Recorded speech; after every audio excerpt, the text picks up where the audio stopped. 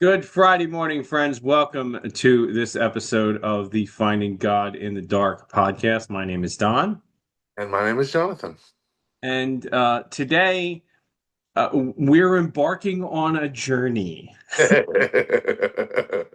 because we're going to be looking at the first installment of the Lord of the Rings trilogy of films, which is called The Fellowship of the Ring. It's directed by Peter Jackson. It stars among a huge cast. Hugo Weaving, Viggo Mortensen, Billy Boyd, Ian Holm, Ian McKellen, uh, Christopher Lee, Orlando Bloom, John Rice Davies. There's um, there's a lot of people in this film, and very recognizable names. And well, let's be honest. When we talk about films, we're not just talking about what's in the current, what's in theaters. Like we do that sometimes, or we'll talk about what's new on Netflix or something like that. yeah, But really, we talk about things that are cultural phenomena, and yeah, without question, the Lord of the Rings, the books, the Hobbit, the movies, yeah, all of it are an entire fandom yeah, cultural phenomena. It's yeah. why, well, the phenomena isn't why it's one of my favorite films, but it is my favorite, one of my favorite films because of its depth, because of the themes, and I love that. I have to ask you a question. Yeah. When you write out these notes that you Yeah. send me on Mhm. Facebook Messenger, do you Yes, actually type them out on your phone or you do those on your computer? my phone. Wow. Okay. Because Jonathan does an expansive job. Really, he puts a and lot of thought into this. So, and let me say, Tolkien gave me a lot of work with the names because I in the 40s I would have been defined as phonics deaf, so uh-huh. I was having a lot of fun trying to figure out how to spell all this stuff. Yeah. Well, and I've read the books multiple times, so the names are like second nature to me. Yeah, But let's talk about this film. I wanted to start with really it was the theme that you put at the top of the list, and I think is really one of the biggest themes in really the whole series of films, the whole series of the books. yeah, And it's about power and corruption, the power of sin. I mentioned a quote that I think many of us have heard, I've used in the past, that power corrupts and absolute power corrupts absolutely. yeah, And this is about that one ring, yeah, the ring of Sauron, which was forged to control all the other rings of power given to men and elves and dwarves. yeah, And that one ring can't be controlled. yeah. It can't be bent to your will. It really is a physical representation of sin. Yeah. Um, Yeah. Go ahead. Go ahead. I was just What's going that? to ask. I haven't read the books. Do they explain does he explain in the books why hobbits seem to be less affected by the ring? Because they're very he kind of touches on it in the movie. Jackson kind of does touch on it in the movie a little bit in that hobbits are just they're just homey people. They're just, they're not Simple. interested in the affairs of the world, Yeah. and very much interested in their lives and their families. And so, and taking care of each other. And, the Shire kind of represents that, the place where the hobbits live. Yeah. And so that doesn't affect them as much. They don't Yeah. seek power. They don't Yeah. seek to control other people. Um, Because so it was interesting because I've seen all three films. So even Frodo in the end is affected by the ring. But what's powerful, I think, is again, I think it speaks to the idea of sin is that even people that are inherently good, even people who want to do good, are affected by sin. And so you see this very powerfully, and I think it's Galadriel at the end of the of this film, where he offers her the ring, because Hmm. he doesn't want to deal with this anymore. And he's like, "You seem like a really good person. Why don't you take this?" And she has this scene where she basically turns into almost like a demon, and Terrifying scene. It's yeah, really what it is. and and you realize, oh, even the person who's clearly like, she literally, the first time you see her in this movie, she's glowing. What like, so he Jackson, I'm guessing in the books too, if but Jackson clearly seems to want to emphasize she's the best character in this movie, and yet her thinking about having the ring drives her to madness, or at least drives her to kind of the worst character of who she could be.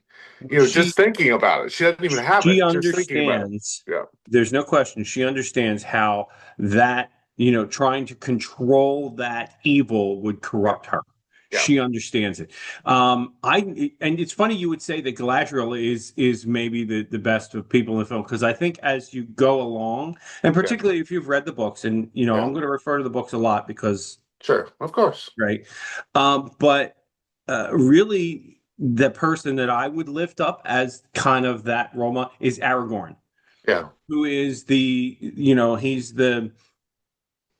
he's the heir to the throne of Gondor. Yeah. Okay, he is the of the line of people who originally defeated Sauron and cut the ring off of his hand. Yeah. Isildur was the king that did that. Mhm. Um, and so he's Return of the King, the third film, is really Aragorn's journey to Yeah. to ascendancy. Yeah. And he is the whole time, while there's just a glimmer of being tempted Yeah. by the power of the ring, he never takes it, he never tries to take it. I mean, you see a vast contrast in this film Yeah. between what Aragorn does and what Boromir does. And Boromir is the son of the steward of Gondor, because Gondor currently does not have a king, Yeah. right? So he is the son of the steward of Gondor, and he wants to, have Frodo give him the ring so that men can wield its power. Yeah. And, because Gondor is the closest human city to Mordor. Yeah. And so he wants to use it to protect himself. But, what you learn over the course of the books and the films is that no one but Sauron can control the ring, you Yeah. know? It's interesting. I don't know. I think it's interesting when you overlay World War II onto this text. Hmm. It's interesting trying to read it through that lens, and even wondering if the ring in a weird way could be talked about as the nuclear bomb or the atomic bomb, and Could be. the fact that the good guys actually wielded that, the good guys, actually um became bad by dropping that. Like, it's an interesting kind of subtext you can play with, Yeah, and I mean that was certainly contemporary events for Tolkien when he was yeah. writing it. Yeah. He was in the English Army Yeah. in World War II. So yeah, it's certainly there. Yeah. Um, I don't know if Tolkien would have gone there. I'm Yeah. not certain. I think it's interesting to talk about that because Tolkien was a devout Catholic. Yeah. Uh, and I think he got bagged on a bit about writing this, of this, because as any sort of devout Christian does, we get ragged on a little bit when you get into the magic and the Yeah. fantasy and look, I've said this many times on this podcast that it is what you make of it, Yeah. right? It is what you can draw from it. I thought it was interesting because I list the stuff I send to Dawn every week, list characters, and I chose to list the Ring of Power as a character. But in this film, I'm assuming in the books, it functions as a character. I mean, it has a motivation to itself, and it Hmm. clearly tries to act upon the other characters to get its way. And Yes. so, in kind of a very rudimentary sense, it is a character. Well, I mean, literally, I think it was Gandalf says it has a will. It has Yeah, a will of its own. It yeah, wants to get back to its master, you know? yeah, So yeah, no, that's I didn't even question that when you yeah. placed the ring as a character. It really kind of is. Well, and Um, I think as Christians, some of us, rightfully so, struggle with the personification of evil, especially when you personify the idea of Satan or the devil. But I do think even if you struggle with the personification of Satan and the devil, sin does seem to have a life of its own. Like yeah. it does seem to have a force to it. Hmm. Maybe it's a gravitational force, but it seems to have a force to it. And what's interesting is he really plays with that idea of sin itself having kind of a draw or a force. Yeah. Yeah. An allure, Yeah, even, right? yeah. And that's how you see it, particularly with, I think Boromir exemplifies it the most. You know, he really wants it, where others are just like, well, can we get rid of it? What can we do with it?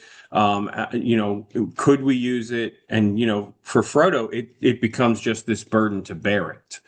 Well, Um, it's interesting because you get this kind of dance that you see in life about sin, right? That I just need to do this wrong thing to do this good thing.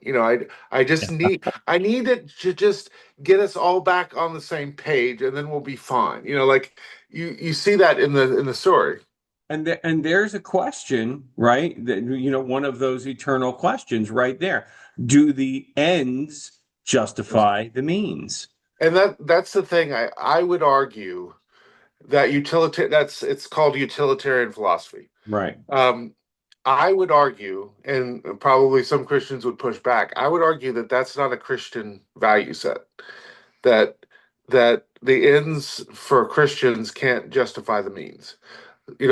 That we have to care about both, that both how we do things have to be just and the end needs to be just, Yeah. and that makes living into that Christian ethic, I would argue, very difficult because you have to do both. You have to say, okay, what's the end I'm going to? Is that a just end? Okay, great. I can't do whatever I need to get there. I also have to be just in what I do, and those things, I mean, it makes life more difficult because it would be easier just to choose a good thing to go toward and then do whatever you needed to get there. Yeah, We have to, you're right. I think we have to, as Christians, live in the fact that some things are just wrong. yeah, And you can't, well, I'm doing the wrong thing because ultimately we're going to do the right thing. But, okay, what if you do the wrong thing and you don't achieve the right thing? yeah. You get there, I mean, we all obviously in Christian, because we're talking about a movie that's about violence and war.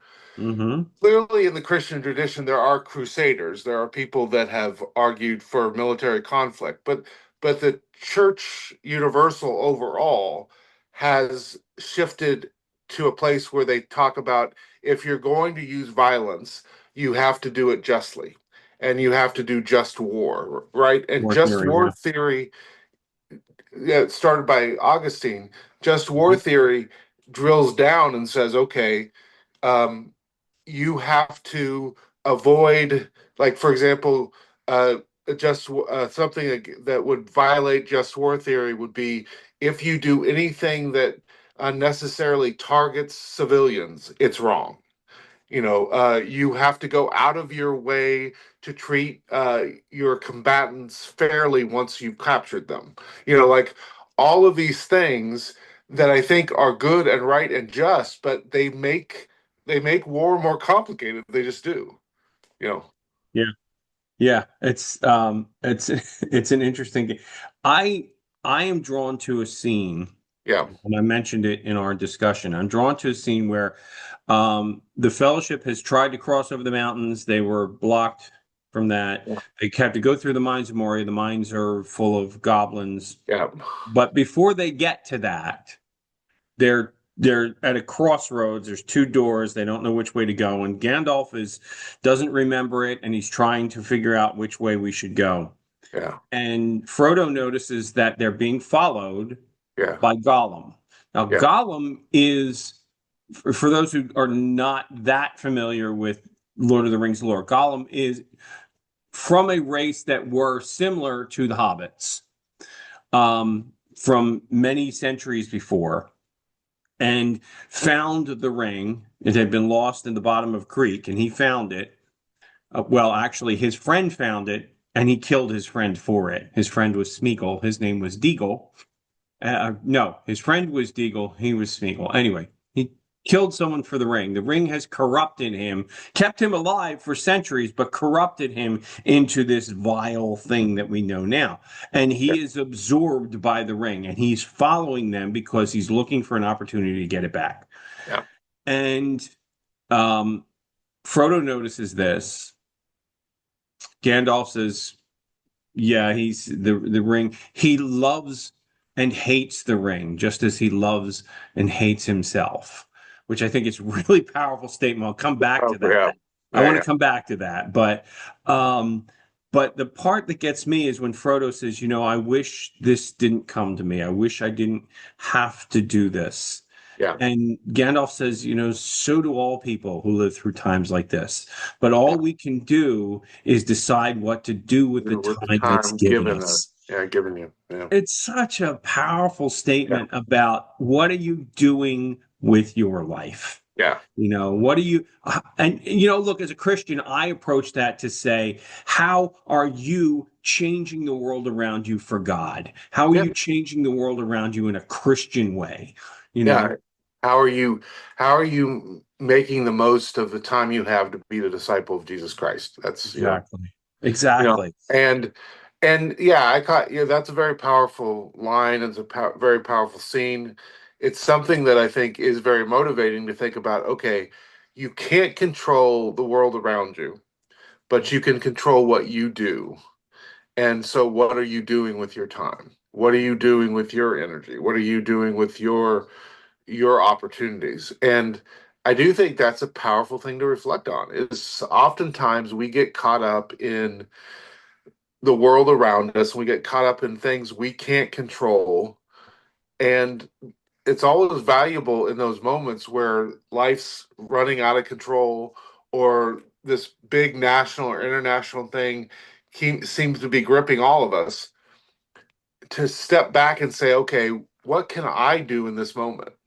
What's an action I can actually do? Like, I can't stop this war, or I can't, but I can do this in my life to Yeah. maybe make a difference. And I mean, I think it's probably the kind of thing you've probably done it. I know I do it with my kids is that, I say to them, you can't control everything around you, but you can control how you respond to it. I Yeah, think it was, yeah, and yeah, I want to brag a second yeah. because we just found out last week at my son's football game. My wife was sitting with another mom, Mm, and we just found out my son has not told me he's doing this, mm. but apparently he and some other boys from the team have been reading their Bible at school and talking to other kids about their faith at school, Well, that's public cool. school. Yeah, that's And I cool. thought, and he's just doing it because it's part of who he is. Mm. He didn't have to come home and say, "Hey, Dad, guess what I did?" I didn't know. I have Yeah, no yeah, idea. I mean, that's doing what you can with your time. yeah, absolutely. So what else, John? Because look, we could do like 3 episodes on this film. We really could. Um, I don't know. Let me see if we could think of um, trying to think about the other themes. Um, I liked the theme that I really it was there paying it if you paid attention, but it really becomes clear toward the end, right after Gandalf dies. Um, but this idea is, I would say, infused throughout the movie. This idea of one of the things that human beings maybe are called to do, I guess the best way to put it, is to find and nurture hope. to find hope and to nurture hope in others. Yeah. And you get this scene where I think it was, let's see, Aragon who talks to Frodo, and he's talking about hope and talking about continuing on in this journey, Uh-huh. and this idea of kind of bolstering each other up, and that idea is a very big Christian theme. This idea that we have been blessed with each other so that we can help each other and nurture the best qualities of one another, Yeah. including hope. So, Yeah, and there is that idea like, okay, well, Gandalf's gone, there's no hope. yeah, And Aragorn really says to Frodo, like, you're our hope, you're my yeah, hope. You're the one that can do this. None of the rest of us could handle it. Which is it's powerful. I wanted to circle back to that idea of Gollum, how he loves and hates the ring, yes, yeah, yeah, loves and hates himself. yeah, That that's just, I mean, when you recognize that even Gollum, who was Hobbit-like, yeah, was corrupted. It took centuries to corrupt him, yeah, but was corrupted by the ring. Um, and he loves the ring because it gives him power, but he hates it because of what it's done to him. yeah, He loves himself because, well, everyone does yeah, love themselves, at least to a degree. yeah, He hates himself because of his lust for this piece of power. yeah, And it's really this powerful dichotomy yeah, that just, I think it speaks to human nature yeah. even, you know. Yes, Um, no, it does. That idea of when you were talking, it made me think of the Native American parable, uh, the conversation between the grandfather and the grandson, and the grandfather says, Inside of each of us are two wolves, a good wolf and a bad wolf," and the mhm. grandson says, "Well, which wolf wins out?" And the grandfather says, "Whichever wolf we feed." The one you feed, yeah, Yeah. yeah, That idea of we are, I mean, this is very Methodist. We are made in the image of God, and we have sinned and we have broken our relationship with God, but we never completely lose that divine reality, that divine goodness. That image still remains. so Um, One of the so things that, yeah, yeah. so then so then you would reject um Calvin's idea of total depravity. Would you have a friend that watches this that you like taking some shots at? But I'm just um, saying. but that's what I tell people all the time is Methodist theology comes out of Anglicanism, and Anglicanism was literally an attempt to find a way to hopefully bring Protestants and Catholics back together. And Right. so their tagline was via media, the middle way. And Middle way. so our theology has Catholic elements and Protestant elements. Right. And I would argue one of the Catholic elements we have is this idea that the divine image never completely goes away. It's never completely extinguished. It's covered over with a lot of crap and a lot of sin and a lot of brokenness, but it's never completely extinguished. And so, that idea of good's still there. God still looks at us and sees, goodness because we never lose that completely. And part of what we're called to do in sanctification is work with God to clean off all the crap around the goodness and let the goodness shine through more. It's interesting. You use a word there that I have lifted up in ministry a number of times, particularly when folks are exploring ministry or don't understand where they're called. The word you used was brokenness, right? Yeah, Um, so many of us feel like, well, I'm good at this, so I should do this, or I'm good at this thing, and so God's going to use that thing for me. But it really isn't. your perfection or the skills that you've honed or polished that make you useful to God. It's where you're broken. And that's I think this comes up in this film a lot, Yeah, because it is really the very broken. I mean, ultimately, use Boromir as an example. yeah, Okay, he lusted after the ring. He wanted Frodo to give him the ring, but ultimately, what does he do? He sacrifices himself to give Merry and Pippin a chance to get away. yeah, And at the end he says, I tried to take the ring from Frodo, forgive me, and Aragorn forgives him. yeah, Which I mean, there's this powerful scene where Aragorn would be his king. He is the heir to that throne, yeah, and Boromir, calls him my king at the very end as he's dying, yeah, and it's just that recognition of our brokenness yeah, is ultimately what makes us useful to God. yeah, And I think Tolkien nails it in this story. yeah. Um, what else? What else have we got? My phone keeps shutting off, so I have to keep logging back onto my phone to get our list. Um, uh, Um, let's see. I you liked, talked a little. Go I ahead. Go ahead. yeah, I liked the line about even the smallest person can change the world, change the Change the future. world. Yeah. Uh, ch that idea of that you see it, it's a major theme actually in scripture of the idea that God uses the people no one expects. Right. Um, you know, Zacchaeus. Zacchaeus, David being the youngest, Hmm. some weirdo from Nazareth, like you know, you know, um, the places that you wouldn't assume the hero would come from, the hero comes from.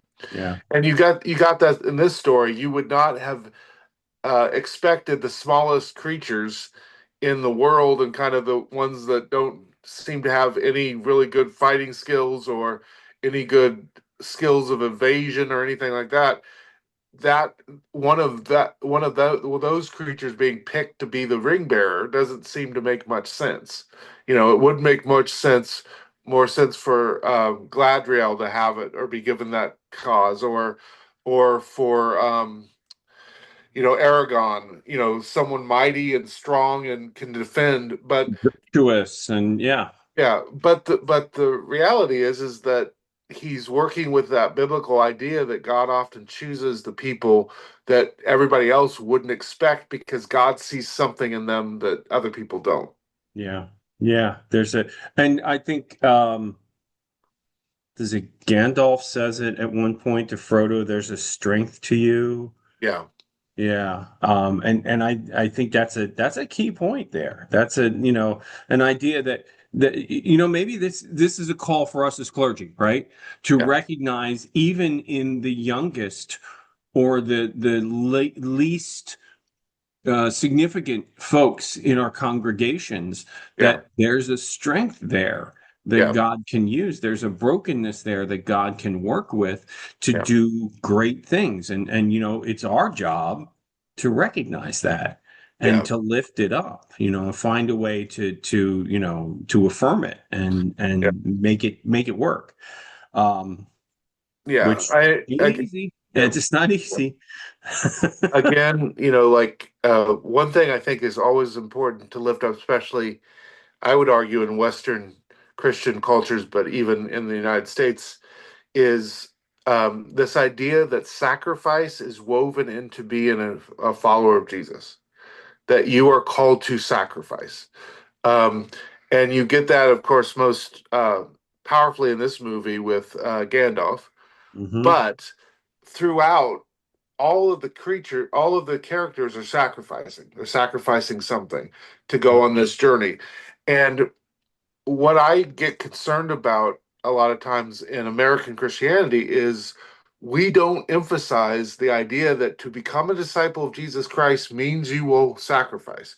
You will sacrifice your time, you'll sacrifice your treasure, you may have to sacrifice your well-being or even your life, but sacrifice is a necessary part of following Jesus. And sometimes because we live in such a comfortable culture, um, we think this it's kind of like just putting on I'll just put on the Christian shirt and I'm good. It's like no, no, no. Putting on the Christian shirt is going to, if you do it right, it's going to cost you something and going to cost you to change something about your life. It's You it's know, gonna it's gonna bring you persecution. It's gonna yeah, bring you yeah. It's not going to be, I put on the Christian shirt and it's like armor and now I'm yeah, impervious to the world. Oh no, you're not.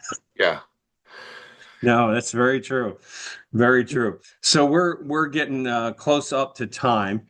yeah. Um and really like we could there's a lot to I glean mean, yeah, from this yeah. film. I mean, again, this is a 4 hour movie. You know, there's a lot we can talk about. Yes, yeah, And I will do something that I didn't do yesterday, but yesterday was on a bus trip. yeah. We took this bus trip from the town here, sponsored by some folks from the church, but we went to Sight and Sound in Lancaster Mhm. and we saw Noah. But on the bus trip, the lady from the church who's leading, she's on the microphone and she's telling us about where we're going. But she starts talking about the Ark experience in Kentucky, Mhm. and she'd like to plan a trip there if there's people interested. She's kind of stirred up interest. She says, and I really want to go because they're building a miniature Jerusalem. And I leaned over to my wife and I said, I recommend the full-size Jerusalem. I've been there and it's really interesting. Yeah, So, uh, if you've watched these films and you've not read the books, John, um, yeah, I would really honestly recommend the books because what you have to understand is that Tolkien didn't just write stories, he created a whole world. yeah, He created languages and songs yeah, and runes and I mean yeah, it's immersive. yeah, yeah. And you can't get all of that from watching the films. Sure. And look, this is from somebody who these are my favorite films, Yeah. really. Mhm. But the books are just I just handed Fellowship of the Ring to my youngest son last week. Okay. Read this, son. So so what do we want to do for next week? Did you have any thoughts? Well, I don't know if you want to keep going with these or do you want to do something else? I thought I could throw out one of my favorite movies, so Sure. we could maybe do that if you want to do Yeah. that. Yeah. Okay, What do you got?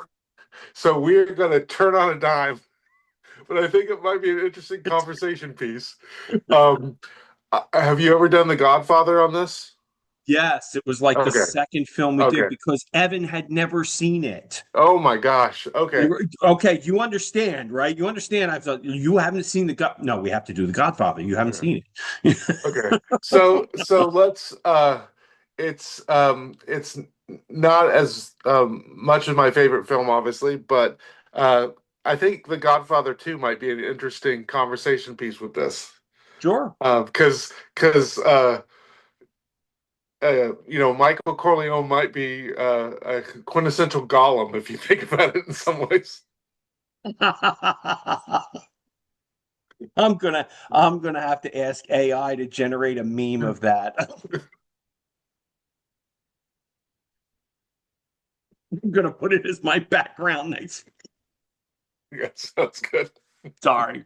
No. Yeah, no, that's great. Godfather 2 is an excellent film, and we Yeah. didn't talk about that. We just talked Okay. about the first one, which he had never seen. So, Yeah. so sure, I love it. We will do Godfather 2, and then anytime you're ready, I've got the second The one, other two, yeah. and I've got the I, third one, I, I all definitely, in. I definitely think we should go back to them. I definitely do. Well, I have the extended edition, so One of the things I would like your, I don't know how much time we have left, but I would love your opinion of like each of those books are pretty big. So a 3 hour movie, 4 hour movie off of those books makes perfect sense. But my understanding is The Hobbit is a tiny book, and he made three movies out of that. Does that make sense? no. It didn't No. make sense. No, the Hobbit, it could have been one film. Yeah. Peter Jackson really drew that out, and he put Yeah. the interesting part there is he put in a lot of stuff like where he did Lord of the Rings. There were things left out. Yeah. He put in a lot of stuff the fans really wanted to see from the Yeah. Hobbit. Mm.